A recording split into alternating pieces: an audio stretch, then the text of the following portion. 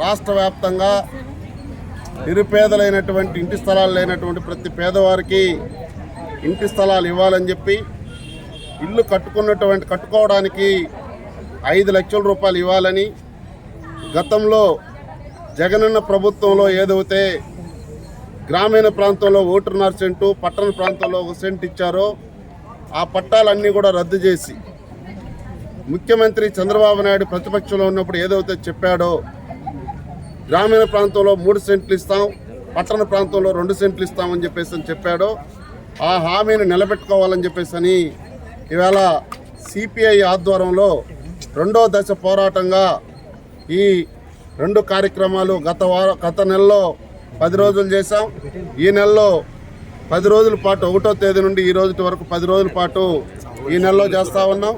కాబట్టి ఈవేళ సిపిఐగా మేము ఒకటే డిమాండ్ చేస్తున్నాం, ప్రభుత్వం ప్రతిపక్షంలో ఏదైతే హామీ ఇచ్చిందో ఆ హామీని నిలబెట్టుకొని ఏదైతే ప్రభుత్వం ఇచ్చినటువంటి హామీ ప్రకారంగా ఈవేళ ఇళ్ల స్థలాలు పంచాలని చెప్పేసి మేము సిపిఐగా డిమాండ్ చేస్తూ ఉన్నాం.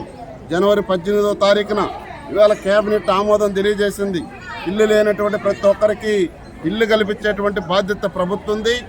నేను 1వ తారీఖు నుండి మొత్తం గ్రామీణ ప్రాంతాల్లో పట్టణ ప్రాంతాల్లో సర్వే చేపిస్తామని చెప్పడం జరిగింది.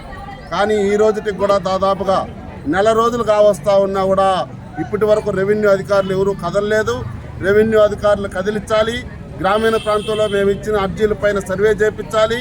మేము ఇచ్చినటువంటి అర్జీలకు సమాధానం చెప్పి పట్టణ ప్రాంతాల్లో 2 సెంట్లు, గ్రామీణ ప్రాంతాల్లో 3 సెంట్లు ఇచ్చేంత వరకు భారత కమ్యూనిస్ట్ పార్టీ ఎర్రజెండా సిపిఐ పోరాటం ఆపుదల చేయదు.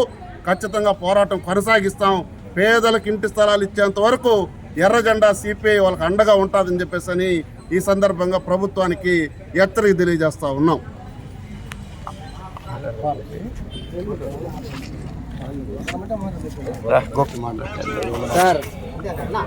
సార్ తొందరగా పెట్టబాకండి మీరు గ్రూప్లలో.